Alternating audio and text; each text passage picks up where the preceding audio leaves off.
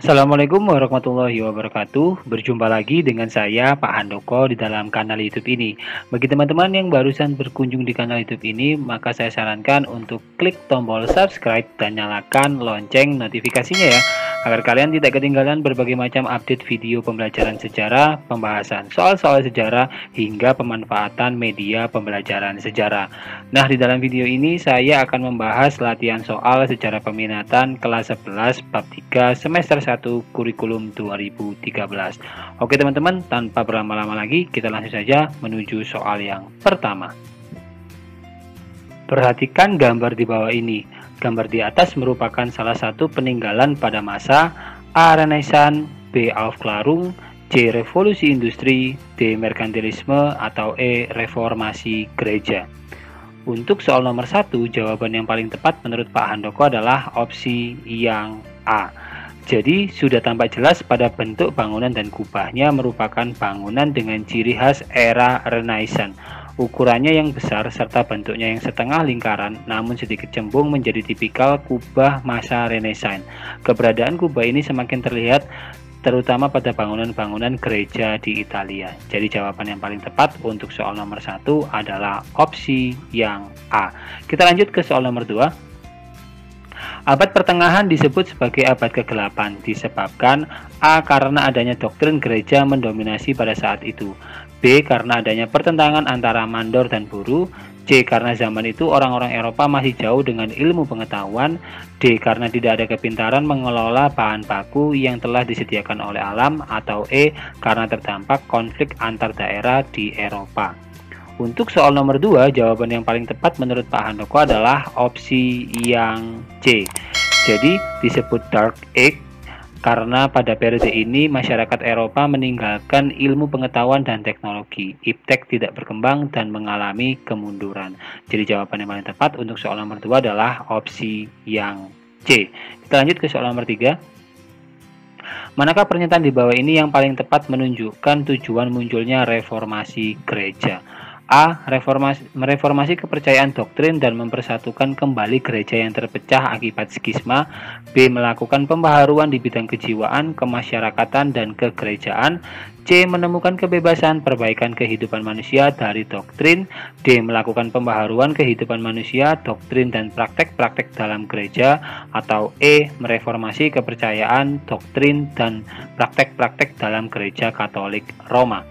Untuk soal nomor 3, jawaban yang paling tepat menurut Pak Handoko adalah opsi yang E.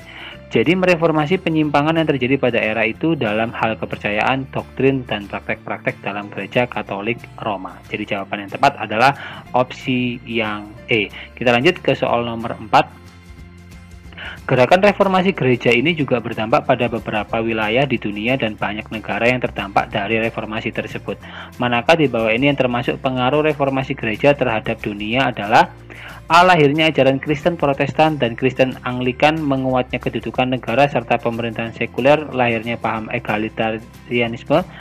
B. Munculnya aliran pemikiran yang mementingkan kebebasan akal, membentuk masyarakat berdaya maju dan melahirkan masyarakat lebih progresif. C. Memunculnya golongan pengusaha dan pekerja, lahirnya gerakan sosialis dan adanya penemuan baru di berbagai bidang. D. Berkembangnya ilmu pengetahuan, hak asasi manusia dan demokrasi. Atau E. Lahirnya paham egalitarisme, berkembangnya ilmu pengetahuan dan lahirnya ajaran Kristen. Untuk soal nomor 4, jawaban yang paling tepat menurut Pak Handoko adalah opsi yang A. Jadi pengaruh reformasi gereja terhadap dunia yang pertama adalah lahirnya ajaran Kristen Protestan dan Kristen Anglikan. Kedua, menguatnya kedudukan negara serta pemerintahan sekuler. Terakhir, lahirnya paham egalitarianisme. Jadi jawaban yang paling tepat adalah opsi yang A. Kita lanjut ke soal nomor 5. Merkantilisme lahir di Inggris dan Perancis yang dipengaruhi oleh semangat Renaissance, ditandai oleh kepercayaan akan kemampuan manusia, khas intelektual, dan penghargaan atas disiplin intelektual. Merkantilisme memicu era penjelajahan samudra sehingga berdampak besar terhadap dunia, salah satunya Indonesia. Dari pernyataan di atas, manakah yang termasuk dampak merkantilisme yang dirasakan oleh bangsa Indonesia? A. Munculnya banyak kelas menengah baru. B. Menguatnya negara dan kekuatan sekuler. C. Munculnya etika Protestan. D. Kemajuan ilmu pengetahuan dan teknologi. Atau E. Kedatangan Belanda ke Nusantara. Untuk soal nomor 5, jawaban yang paling tepat menurut Pak Handoko adalah opsi yang E. Jadi kedatangan Belanda yang semula bertujuan untuk berdagang akan tetapi berubah ingin menguasai dan menjajah bangsa Indonesia. Praktek kolonialisme sebagai dampak dari merkantilisme. Jadi jawaban yang paling tepat untuk soal nomor 5 adalah opsi yang E. Kita lanjut ke soal nomor 6. Berikut faktor pendukung revolusi industri kecuali A. Kolonialisme dan imperialisme, B. Berkembangnya ilmu pengetahuan, C. Munculnya kaum kaya baru, D. Lahirnya perubahan radikal, atau E. Munculnya sistem ekonomi liberal. Untuk soal nomor 6, jawaban yang paling tepat menurut Pak Handoko adalah opsi yang D. Jadi faktor-faktor pendukung revolusi industri, pertama stabilnya kondisi ekonomi dalam negeri, selanjutnya kolonialisme dan imperialisme, kemudian berkembang ilmu pengetahuan, munculnya kaum kaya baru, sumber bahan mentah dan pasar hasil produksi kaya sumber daya alam, perlindungan hukum, arus urbanisasi, munculnya sistem ekonomi liberal, dan yang terakhir tuntutan produksi massal. Jadi jawaban yang paling tepat adalah opsi yang D. Kita lanjut ke soal nomor 7. Revolusi industri ini terjadi di Inggris sekitar pada tahun A. 1745, B. 1744, C. 1765, D. 1755, atau E. 1750. Untuk soal nomor 7, jawaban yang paling tepat menurut Pak Handoko adalah opsi yang E. Jadi, revolusi industri merupakan periode antara tahun 1750 sampai 1850, di mana terjadinya perubahan secara besar-besaran di bidang pertanian, manufaktur, pertambangan, transportasi, dan teknologi, serta memiliki dampak yang mendalam terhadap kondisi sosial, ekonomi, dan budaya di dunia. Jadi, jawaban yang tepat adalah opsi yang E. Kita lanjut ke soal nomor 8. Adanya kolonialisme dan imperialisme merupakan faktor pendukung revolusi. A. Gereja, B. Industri, C. Merkantilisme, D. Renaissance, atau E. Protestan. Untuk soal nomor 8, jawaban yang paling tepat menurut Pak Handoko adalah opsi yang B. Jadi faktor-faktor pendukung revolusi industri di Inggris antara lain stabilnya kondisi keamanan dalam negeri Inggris, praktek kolonialisme dan imperialisme oleh Inggris, berkembang luasnya paham pencerahan, munculnya kaum kaya baru borjuis, daerah jajahan Inggris kaya akan sumber bahan mentah, juga sekaligus tempat pemasaran hasil industri Inggris, Inggris kaya akan sumber daya alam antara lain batu bara, biji besi, dan timah, adanya tuntutan produksi massal, dan terakhir munculnya sistem ekonomi liberal. Jadi jawaban yang paling tepat untuk soal nomor 8 adalah opsi yang B. Kita lanjut ke soal nomor 9. Di dalam bidang politik, revolusi industri mengakibatkan A. Sandang murah, B. Timbulnya kapitalis, C. Timbulnya imperialisme modern, D. Kejahatan meningkat, atau E. Penduduk Inggris berkembang pesat. Untuk soal nomor 9, jawaban yang paling tepat adalah opsi yang C. Jadi revolusi industri menimbulkan kapitalisme modern yang menjadikan negara koloni sebagai negara sumber bahan mentah, sumber daya manusia, dan juga sebagai tempat untuk memasarkan barang-barang hasil industri. Jadi jawaban yang paling tepat untuk soal nomor 9 adalah opsi yang C. Kita lanjut ke soal nomor 10. Aufklärung telah memberikan dampak yang besar bagi pelaksanaan politik etis di Indonesia. Berikut yang merupakan 3 poin utama dari isi politik etis di Indonesia adalah A. Irigasi, pendidikan, migrasi, B. Pendidikan, ekonomi, budaya, C. Transmigrasi, reboisasi, irigasi, D. Industri, ekonomi, urbanisasi, atau E. Pertanian, irigasi, revolusi hijau. Untuk soal nomor 10, jawaban yang paling tepat menurut Pak Handoko adalah opsi yang A. Jadi kebijakan pemerintah kolonial Belanda yang termuat dalam Trias van Deventer adalah irigasi, edukasi, dan migrasi. Jadi jawaban yang paling tepat adalah opsi yang A. Kita lanjut ke soal nomor 11. Perhatikan indikator berikut. 1. Renaissance, 2. Imperialisme, 3. Reformasi gereja, 4. Revolusi industri, 5. Revolusi Amerika. Pemikiran dan peristiwa penting yang mempengaruhi masyarakat Eropa setelah abad pertengahan ditunjukkan oleh angka A. 1, 2, dan 3, B. 1, 3, dan 4, C. 2, 3, dan 4, D. 2, 4, dan 5, atau E. 3, 4, dan 5. Untuk soal nomor 11, opsi yang paling tepat menurut Pak Handoko adalah opsi yang B. Jadi pemikiran dan peristiwa penting yang mempengaruhi masyarakat Eropa setelah abad pertengahan adalah 1. Renaissance, 2. Reformasi gereja, 3. Merkantilisme, 4. Aufklärung, 5. Revolusi industri. Jadi jawaban yang tepat adalah opsi yang B. Kita lanjut ke soal nomor 12. Tokoh pelopor reformasi gereja adalah A. William Harvey, B. Raja Frederick II, C. Philip Ifdari, D. Martin Luther, Paus Innocentius. Untuk soal nomor 12, jawaban yang paling tepat menurut Pak Handoko adalah opsi yang D. Jadi Martin Luther merupakan seorang profesor di bidang teologi sekaligus pastor Katolik yang berasal dari Jerman. Luther dikenal karena gagasannya terkait reformasi Protestan yang memberikan perubahan dalam sejarah kekristenan dunia. Jadi jawaban yang tepat adalah opsi yang D. Kita lanjut ke soal nomor 13. Salah satu aspek yang menandai penerapan revolusi industri adalah A. Penerapan pajak bagi aktivitas industri milik swasta, B. Pemberlakuan logam mulia sebagai modal untuk mendirikan pusat industri, C. Pendirian industri baru di negara jajahan dan koloni milik Inggris, D. Perubahan pola industri dari sistem manual menjadi sistem mesin, atau E. Penguasaan penuh segala bentuk aktivitas industri oleh negara.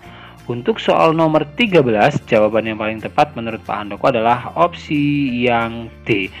Jadi revolusi industri diwarnai oleh berbagai perubahan cara kerja yang radikal dari penggunaan tenaga manusia menjadi cara kerja dengan tenaga mesin yang bekerja secara mekanis. Dengan ini dimulailah zaman mesin yang memberi sumbangan positif maupun negatif bagi masyarakat. Jadi jawaban yang paling tepat untuk soal nomor 13 adalah opsi yang D. Kita lanjut ke soal nomor 14. Paham yang melaksanakan kegiatan perdagangan yang diatur sepenuhnya oleh negara untuk memperoleh neraca perdagangan yang aktif adalah A. Renaissance, B. Merkantilisme, C. Revolusi gereja, D. Revolusi industri, atau E. Aufklärung. Untuk soal nomor 14, jawaban yang paling tepat menurut Pak Handoko adalah opsi yang B. Jadi teori merkantilisme mempunyai prinsip-prinsip utama yaitu sebagai berikut. 1. Membatasi impor dan meningkatkan ekspor. 2. Mengusahakan neraca perdagangan aktif. 3. Memperluas daerah jajahan. 4. Monopoli perdagangan. 5. Mencari logam mulia sebanyak-banyaknya. Jadi jawaban yang tepat adalah opsi yang B. Kita lanjut ke soal nomor 15. Faktor munculnya reformasi gereja salah satunya adalah A. Penggunaan rasio oleh umat manusia belum mengubah secara signifikan dalam hal kesejahteraan ekonomi. B. Menggalakkan perdagangan luar negeri untuk melengkapi perdagangan dalam negeri. C. Keinginan untuk membebaskan diri dari kepemimpinan paus terhadap kehidupan beragama di negara Eropa. D. Adanya penemuan baru yang memudahkan sistem kerja, atau E. Terjadinya revolusi agraria yang menyebabkan perpindahan warga desa di Inggris. Untuk soal nomor 15, opsi yang paling tepat menurut Pak Handoko adalah opsi yang C. Jadi keinginan untuk membebaskan diri dari kepemimpinan paus terhadap kehidupan beragama di negara Eropa karena banyaknya penyimpangan yang terjadi. Jadi jawaban yang paling tepat adalah opsi yang C. Kita lanjut ke soal nomor 16. Kebebasan individu dan kesetaraan yang digaungkan oleh penolakan Luther atas otoritas paus termasuk atas kekuasaan sekuler merupakan dampak dari reformasi A. Inggris, B. Eropa, C. Gereja, D. Industri, atau E. Protestan. Untuk soal nomor 16, jawaban yang paling tepat menurut Pak Handoko adalah opsi yang C. Jadi reformasi gereja di Eropa memberikan dampak sebagai berikut. 1. Terbelahnya agama Kristen menjadi beberapa aliran. 2. Timbulnya pembaharuan tatanan sosial, ekonomi politik, dan budaya pada awal abad ke-16 Masehi. 3. Runtuhnya pengaruh kekuasaan paus di negara-negara besar Eropa. Jadi jawaban yang paling tepat untuk soal nomor 16 adalah opsi yang C. Kita lanjut ke soal nomor 17. Perang 30 tahun terjadi pada tahun 1618 sampai 1648 di A. Jerman dan Inggris, B. Jerman dan Belanda, C. Inggris dan Australia, D. Jepang dan Cina, atau E. Belanda dan Perancis. Untuk soal nomor 17, jawaban yang paling tepat menurut Pak Handoko adalah opsi yang B. Jadi perang 30 tahun berlangsung di Jerman dan Belanda. Jadi jawaban yang tepat adalah opsi yang B. Kita lanjut ke soal nomor 18. Daerah koloni dalam revolusi industri dimanfaatkan sebagai A. Pemasok modal bagi industri dan pengolahan hasil industri, B. Daerah pemasaran industri dan penyedia bahan mentah, C. Penghasil tenaga kerja murah, D. Daerah penanaman modal industri dan mesin industri, atau E. Penyedia lapangan kerja. Untuk soal nomor 18, jawaban yang paling tepat menurut Pak Handoko adalah opsi yang B. Jadi koloni dimanfaatkan oleh negara induk sebagai daerah penghasil barang mentah untuk bahan baku industri dan sebagai daerah untuk memasarkan hasil industrinya. Jadi jawaban yang paling tepat adalah opsi yang B. Kita lanjut ke soal nomor 19. Perhatikan data di bawah ini. 1. Berkembangnya pabrik-pabrik. 2. Perdagangan dunia maju. 3. Upah buruh semakin minim dan kesejahteraan terabaikan. 4. Banyak industri rumah tangga yang bertahan. 5. Munculnya kaum borjuis. Berdasarkan data tersebut yang merupakan dampak revolusi industri adalah A. 1, 2, 3, dan 4, B. 1, 3, 4, dan 5, C. 2, 3, 4, dan 5, D. 1, 2, 4, dan 5, atau E. 1, 2, 3, dan 5. Untuk soal nomor 19, jawaban yang paling tepat menurut Pak Handoko adalah opsi yang E. Jadi dampak revolusi industri: 1. Berkembangnya pabrik-pabrik, 2. Perdagangan dunia maju, 3. Upah buruh semakin minim dan kesejahteraan terabaikan, 4. Munculnya kaum borjuis. Jadi jawaban yang paling tepat adalah opsi yang E. Kita lanjut ke soal nomor 20. Perhatikan faktor-faktor berikut. A. Perkembangan humanisme yang menyebabkan banyak orang dapat membaca Alkitab. B. Adanya penyimpangan yang dilakukan oleh gereja Katolik seperti penjualan surat Aflat. C. Adanya perdebatan antara rasio dan akal. D. Rakyat dipaksa mengikuti dogma-dogma gereja. E. Gereja menganggap kreativitas manusia berlawanan dengan dogma gereja. Faktor-faktor yang melatar belakangi munculnya Aufklärung di Eropa pada abad ke-16 ditunjukkan oleh angka A 1, 2, dan 3, B 1, 3, dan 4, C 2, 3, dan 4, D 2, 4, dan 5, atau E 3, 4, dan 5. Untuk soal nomor 20, opsi jawaban yang paling tepat menurut Pak Handoko adalah opsi yang E. Jadi latar belakang munculnya Aufklärung: yang pertama, adanya perdebatan antara rasio dan akal. 2. Rakyat dipaksa mengikuti dogma-dogma gereja. 3. Gereja menganggap kreativitas manusia berlawanan dengan dogma gereja. Jadi jawaban yang paling tepat adalah opsi yang E. Wah, tidak terasa kita sudah berada di penghujung video pembelajaran ini, teman-teman. Jika kalian ada pertanyaan seputar materi ini, kalian dapat menuliskannya di kolom komentar, atau kalian juga bisa menanyakan hal itu kepada saya melalui kontak medsos ini ya. Saya ucapkan terima kasih bagi kalian yang telah menonton video ini hingga akhir. Jika kalian merasa video ini bermanfaat, jangan lupa bagikan video ini kepada teman-teman kalian ya, agar kebermanfaatan itu tidak hanya berhenti di kalian saja. Dan juga jangan lupa untuk klik subscribe dan like video ini. Akhir kata, Assalamualaikum warahmatullahi wabarakatuh. Salam Historia.